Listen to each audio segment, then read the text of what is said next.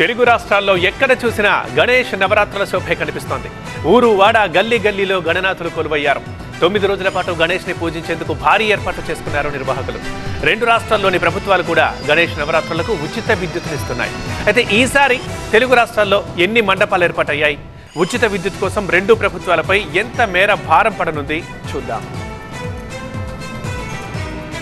దేశమంతా గణేష్ నవరాత్రులకు సిద్ధమైంది. తెలుగు రాష్ట్రాల్లో ఊరువాడ గణేష్ నవరాత్రుల సందడి కనిపిస్తుంది. ఏ గల్లీలో చూసినా గణేష్ మండపమే కనిపిస్తుంది.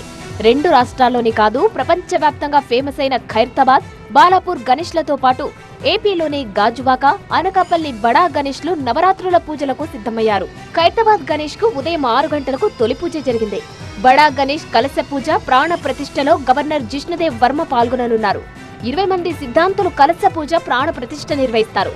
మహాగణపతి దగ్గర పోలీసులు భారీ బందోబస్తుతో పాటు భక్తుల దర్శనంలో ఇబ్బందులు రాకుండా బ్యారికేడ్లు ఏర్పాటు చేశారు. 600 మంది పోలీసులతో పాటు పదుల సంఖ్యలో సీసీ కెమెరాలు, 100 మంది ప్రైవేట్ సెక్యూరిటీ సిబ్బంది ఖైరతాబాద్ లో భద్రత పర్యవేక్షణ చేయనున్నారు. గణేష్ నవరాత్రుల వేళ మండప నిర్వాహకులకు గుడ్ న్యూస్ చెప్పింది తెలంగాణ ప్రభుత్వం. రాష్ట్రమంతా ప్రతి గల్లీలో ఉన్న గణేష్ మండపాలకు ఉచిత కరెంట్ అందిస్తామన్నారు.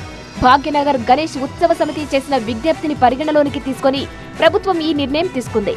సాధారణ లైట్నింగ్ తో పాటు డెకరేషన్ కోసం ప్రత్యేక లైట్లను కూడా వాడతారు. అలాగే మండపాల దగ్గర సౌండ్ సిస్టమ్ కోసం కూడా విద్యుత్ను ఉపయోగిస్తారు. తెలంగాణ బాటలో ఏపీలోని కూటమి ప్రభుత్వం కూడా గణేష్ మండపాలకు ఉచిత కరెంట్ ఇవ్వాలని నిర్ణయించింది. ఈసారి రాష్ట్రమంతా 15,000 వినాయక మండపాలను ఏర్పాటు చేస్తారని అంచనా వేస్తున్నారు. వినాయక మండపాల దగ్గర విద్యుత్ వినియోగంతో కూటమి ప్రభుత్వంపై 25 కోట్ల భారం పడుతుందని అధికారులు భావిస్తున్నారు. ఈ మొత్తాన్ని ప్రభుత్వమే విద్యుత్ శాఖకు అందించేలా చర్యలు తీసుకుంటున్నారు. ఈసారి కూడా తెలుగు రాష్ట్రాల్లో వెరైటీ గణేష్లు సందడి చేస్తున్నాయి. గాజువాకలో ఈసారి 1,00,000 చీరలతో గణపతిని ఏర్పాటు చేశారు. అటు కాకినాడ జిల్లాలోనూ వెరైటీ గణనాథులు పూజలకు సిద్ధమయ్యారు.